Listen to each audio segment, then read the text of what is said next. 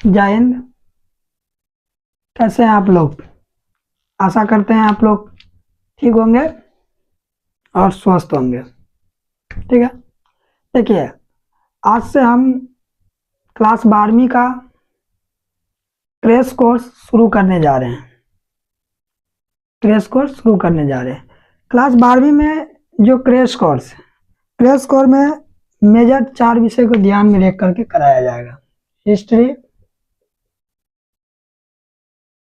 Political, geography, यानी कि 3 जो मेजर सब्जेक्ट है, इस तीनों सब्जेक्ट का क्रैश कोर्स में आपको जो सब्जेक्टिव क्वेश्चन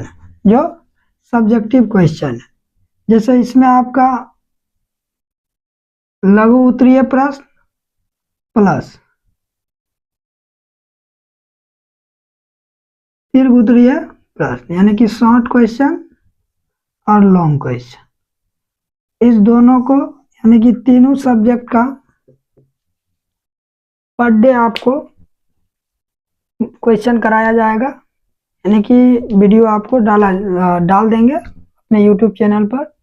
ठीक है, तो आज अगर हम क्रैश कोर्स में अगर देखें तो सबसे पहले आज पहला दिन है, तो हम स्टार्ट करेंगे हिस्ट्री का।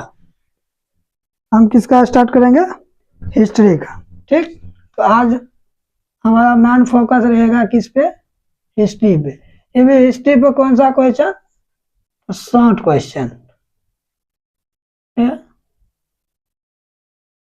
क्वेश्चन, जो 2 नंबरिया होता है। ठीक, इस 2 नंबरिया क्वेश्चन पे हमारा आज मेन फोकस रहेगा। ठीक है, तो ज्यादा नहीं, आज हम 5 क्वेश्चन को डिस्कस करेंगे। ठीक है, तो पहला क्वेश्चन अगर आप देखिएगा तो हड़प्पा सभ्यता का विस्तार। पहला क्वेश्चन क्या है? हड़प्पा सभ्यता का विस्तार। ठीक, हड़प्पा सभ्यता का विस्तार, हड़प्पा सभ्यता का विस्तार। हम आपको बता दें कि जो हमारा आज जो हम क्रैश कोर्स में जो पर डे आपको सब्जेक्टिव का तैयारी करेंगे, वो राजीव बंसल का एसबीपीडी का नोट है। ठीक है, तो उसमें जो प्रीवियस ईयर्स का क्वेश्चन 2023, 24 और 25, इस 3 साल के क्वेश्चनों को हम इस क्रैश कोर्स में तैयारी कराएंगे। ठीक है, तो पहला जो क्वेश्चन है वो हड़प्पा सभ्यता का विस्तार। देखिए, हड़प्पा सभ्यता का विस्तार के बारे में अगर देखिएगा तो रंगनाथ राव महोदय के अनुसार, ठीक है, इसके अनुसार तो रंगनाथ राव, इसके अनुसार देखिएगा तो हड़प्पा सभ्यता का विस्तार मतलब पूरब से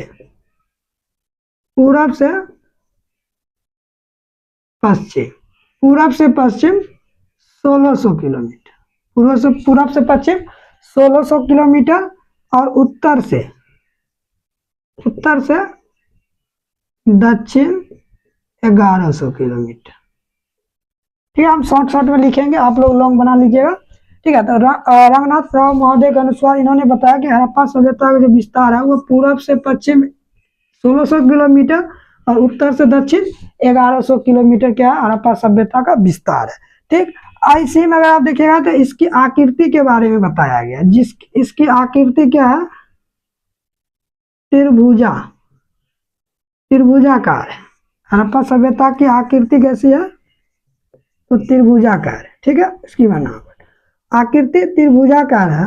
अगर क्षेत्रफल की बात करें, यदि हम क्षेत्रफल की बात करें तो 12,99,600 वर्ग किलोमीटर, 600 वर्ग किलोमीटर। यानी कि रंगनाथ राव के महोदय के अनुसार अगर हम देखें तो हड़प्पा सभ्यता के विस्तार पूरब से पश्चिम 1600 किलोमीटर, उत्तर से दक्षिण 1100 किलोमीटर, और इसकी जो आकृति है, हड़प्पा सभ्यता की जो आकृति है वो त्रिभुजाकार है। अगर क्षेत्रफल के बात करें तो हड़प्पा सभ्यता का क्षेत्रफल 12,99,600 वर्ग किलोमीटर इसकी क्षेत्रफल है। ठीक, कहीं कहीं आपको 13 लाख, लगभग में 13 लाख देखने के लिए मिलेगा, क्योंकि नए नए अभी के जो खनन होते हैं आवेशन में है, तो वो एक निर्धारित किया गया था, और अभी के समय जो नए नए जगह मिलते हैं उसका क्षेत्रफल भी इसमें जोड़े जाते हैं। तो कहीं कहीं 13 लाख लगभग में आपको याद रखिएगा, लेकिन एक्चुअल जो है आप 12,99,600 वर्ग किलोमीटर, यानी कि जो है यह सभ्यता अगर हम देखें तो पहला क्वेश्चन जो था हड़प्पा सभ्यता का विस्तार, तो रंगनाथ राव महोदय के अनुसार हमने इसको देखा। आप इसको पूरा फुल में लिख लीजिएगा, ठीक। पहला क्वेश्चन को हमने देखा। अब दूसरा क्वेश्चन है कार्बन 14 विधि किसे कहते हैं? कार्बन 14 विधि किसे कहते हैं? ठीक है, देखिए दूसरा क्वेश्चन अगर हम बात करें तो कार्बन 14 विधि किसे कहते हैं? ठीक है, देखिए कार्बन 14 विधि के विषय में अगर देखा जाए तो इस विधि को सबसे पहली बात तो हम लोग तिथि निर्धारण विधि भी बोल सकते हैं, या इस विधि को दूसरा नाम वैज्ञानिक विधि भी बोला जाता है, ठीक। इस विधि में क्या होता है कि किसी भी वस्तु को अगर हम उसको आयु पता करना हो, किसी भी वस्तु का आयु पता करना हो, यानी कि उम्र, उस वस्तु का उम्र पता करना हो, तो इस विधि के द्वारा आपको पता है किसी भी वस्तु में दो चीज होता है, एक कार्बन 12 और एक कार्बन 14, जिसमें से कार्बन 12 जो होता है वो अस्थाई रहता है। कार्बन 12 क्या रहता है? अस्थाई रहता है। और कार्बन 14 जो होता है क्षय होने लगता है। और कार्बन 14 जितना क्षय होता है उस वस्तु को हम उतना समझ लेते हैं क्या? उतना पुरानी वस्तु है। इस विधि को हम लोग मतलब तिथि निर्धारण बोल दीजिए या वैज्ञानिक विधि बोल दीजिए। तो कार्बन 14 के विधि के बारे में आपका क्लियर है, यानी कि कार्बन 14 विधि जो है वो विधि है जिसमें किसी भी वस्तु के आयु को निर्धारण किया जाता है। उस वस्तु में उपस्थित कार्बन 12 और कार्बन 14 अस्थायी रूप से पाया जाता है, जिसमें से कार्बन 12 अस्थायी रहता है और कार्बन 14 जो है क्षय होने लगता है। कार्बन 14 जितना क्षय होता है उस वस्तु को हम उतना पुरानी समझ लेते हैं, ठीक है। तो आपको आशा करते हैं कि यह जो क्वेश्चन है यह क्वेश्चन आपको समझ आई होगी। हम शॉर्ट में मतलब लिखते हैं समझाने के लिए, आप इसको फुल लिख सकते हैं हमारी बातों को सुन करके, ठीक है। अब तीसरा क्वेश्चन है, जिस क्वेश्चन को हम लोग बोल सकते हैं कि हड़प्पा सभ्यता के जल निकास प्रणाली के विषय में आप क्या जानते हैं, ठीक है। तीसरा क्वेश्चन आप इसमें अगर देखिएगा तो हड़प्पा सभ्यता के जल निकास प्रणाली,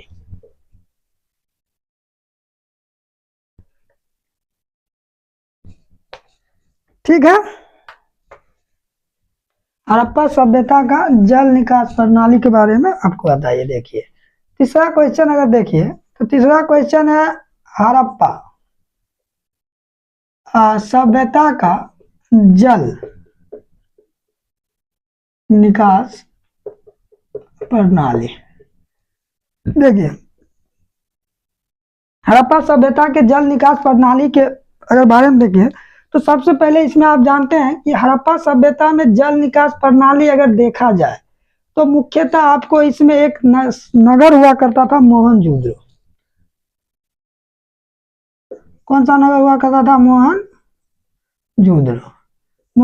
या मोहनजोदड़ो नगर हुआ करता था। और इस नगर में जल निकास प्रणाली का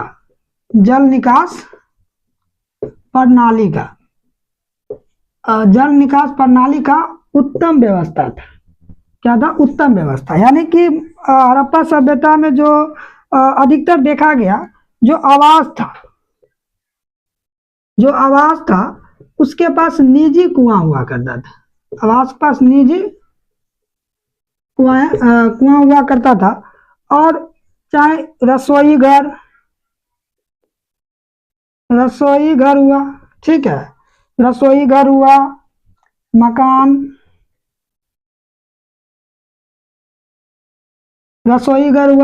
मकान हुआ, और आदि घरों का जो होता है ना पाइप, यानी कि देखिए जैसे कि एक ये घर है, ये एक घर है, ठीक।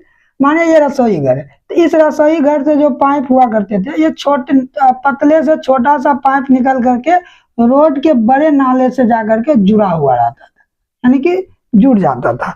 और इस व्यवस्था को अगर देखा जाए तो यह जो रोड का जो नाला होता था वो मुख्य सड़क पे होती थी, और मुख्य सड़क में आकर के चाहे रसोई घर हो, आवास हो, कुआं हो, इस जगह जो पानी बाहर निकालने का जो प्रक्रिया था वो पहले तो छोटे पाइपों से ला करके बड़े पाइपों यानी कि सड़क के बड़े किनारे में जल निकास प्रणाली को जोड़ दिया जाता था, ठीक है। तो हड़प्पा सभ्यता के जल निकास प्रणाली के विषय में आप लिख सकते हैं कि हड़प्पा सभ्यता के जल निकास प्रणाली के विषय में हम यह जानते हैं कि यहाँ का जो अधिकांश भवने थे उसके पास पहले तो निजी कुआं हुआ करता था, ठीक है। चाहे वो निजी कुआं बाद रसोई घर हुआ, स्नानागार हुआ, भवने में हुआ, शौचालय हुआ, इस सभी का जो पानी होता था उस पानी को छोटे पाइपों के द्वारा सड़क के किनारे जो है उसको बड़े से नालों में जोड़ा जाता था, यानी कि एक उत्तम व्यवस्था था जल निकास प्रणाली का हड़प्पा सभ्यता में जो था, एक उत्तम व्यवस्था था, ठीक। तो आशा करते हैं तीसरा क्वेश्चन आपको समझ आया होगा। आप इस क्वेश्चन को पूरा लिख सकते हैं, यानी कि 2 नंबरिया क्वेश्चन है, आपको लघु उत्तरीय प्रश्न है हिस्ट्री के चैप्टर 1 का, ठीक है। चौथा क्वेश्चन का अगर आप बात करेगा तो वो क्वेश्चन है पुरातत्व किसे कहते हैं। चौथा क्वेश्चन क्या है कि पुरातत्व, ठीक है। आप क्वेश्चन देखिए, पुरातत्व किसे कहते हैं, ठीक है। या इसको इस प्रकार क्वेश्चन लिख सकते हैं, पुरातत्व विज्ञान किसे कहते हैं। तो पुरातत्व विज्ञान क्या होता है कि सबसे पहली बात देखिए, पुरातत्व, पूरा मतलब पुराना, तत्व मतलब वस्तु। तो पुराना वस्तु आपको कहाँ मिलेगा, तो पुराना वस्तु जो पृथ्वी है या भूगर्भीय जो पृथ्वी के अंदर, ठीक है, पृथ्वी के अंदर छुपी हुई वस्तुओं को निकाला जाता है, छुपी हुई वस्तुओं को, ठीक है, वस्तुओं को निकाला जाता है। और उस वस्तु को निकालने के बाद उस वस्तुओं का अध्ययन किया जाता है, और अध्ययन करने से हमें उस वस्तु के बारे में पता चलता है, जिससे हम पुरातत्व विधि के द्वारा ही पता कर सकते हैं। इसको अगर आपको लिखना हो तो कैसे लिखिएगा, जैसे कि क्वेश्चन है कि पुरातत्व के विषय में आप क्या जानते हैं। तो पुरातत्व के विषय में हम यह जानते हैं कि पुरातत्व वो विज्ञान है जिसमें पृथ्वी के अंदर अर्थात पृथ्वी के भूगर्भ में छुपी हुई वस्तुओं को बाहर निकाल करके उस वस्तुओं का अध्ययन करना ही पुरातत्व विज्ञान कहलाता है, ठीक है। आप इस बातों को समझ रहे हैं। आप कैसे लिख सकते हैं कि पुरातत्व विज्ञान हम उस विज्ञान कहेंगे या उस विषय कहेंगे जिसमें पृथ्वी के अंदर छुपी हुई वस्तुओं को बाहर निकाल करके और उसको अध्ययन किया जाता था, उसी को हम पुरातत्व विज्ञान कहते हैं, ठीक है। अब एक आखिरी क्वेश्चन है, लास्ट क्वेश्चन। आज हम मात्र 5 क्वेश्चन पे ही डिस्कस करेंगे, नहीं तो अदरवाइज आपको पर डे जो है 10 क्वेश्चन को हम डिस्कस ऐसे ही डिस्कस करके आपको वीडियो बना करके डाल दिया करेंगे, या कभी कभी हम लाइव भी आ जाया करेंगे, ठीक है। तो आशा करते हैं आपको जैसे कि हड़प्पा सभ्यता के विस्तार के बारे में समझ आ गया होगा, कार्बन 14 विधि के बारे में समझ आ गया होगा। उसके बाद आपको हड़प्पा सभ्यता में जल निकास प्रणाली के विषय में आपको समझ आ गया होगा, और उसके बाद चौथा क्वेश्चन जो हमारा था पुरातत्व के विषय में आपको समझ आ गया होगा। 5वां क्वेश्चन है कि हड़प्पा कालीन जो सिंचाई व्यवस्था था उसका 2 नाम बताना था। हड़प्पा कालीन सिंचाई के 2 साधनों का नाम बताइए, ठीक है। तो इसमें आपको क्वेश्चन देखना हो, ये देखिए क्वेश्चन क्या है। तो क्वेश्चन बोल रहा है कि हड़प्पा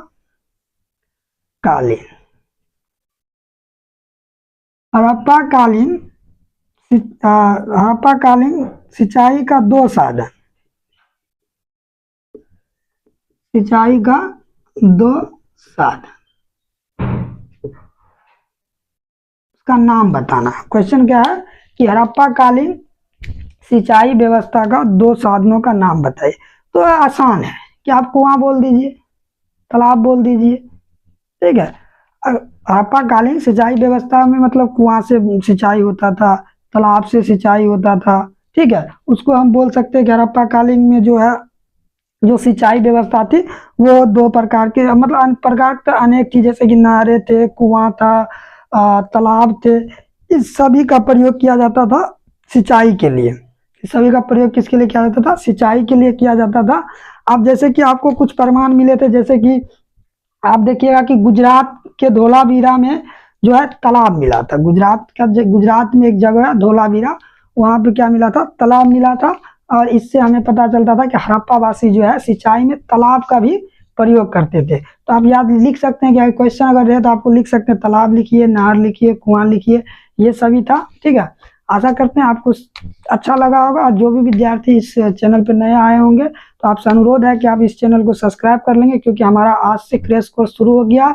और हम जो है इस क्रैश कोर्स में आपको हिस्ट्री, ज्योग्राफी, पॉलिटिकल, इस तीन जो मेजर सब्जेक्ट होता है, इस तीनों मेजर सब्जेक्ट का गारंटी लेते हैं कि हम इस सब्जेक्ट का हर एक चैप्टर का सब्जेक्टिव क्वेश्चन को डिस्कस करवाएंगे, जिससे आप लोगों को एग्जाम में काफ़ी आसान होगी। ठीक है, थैंक यू।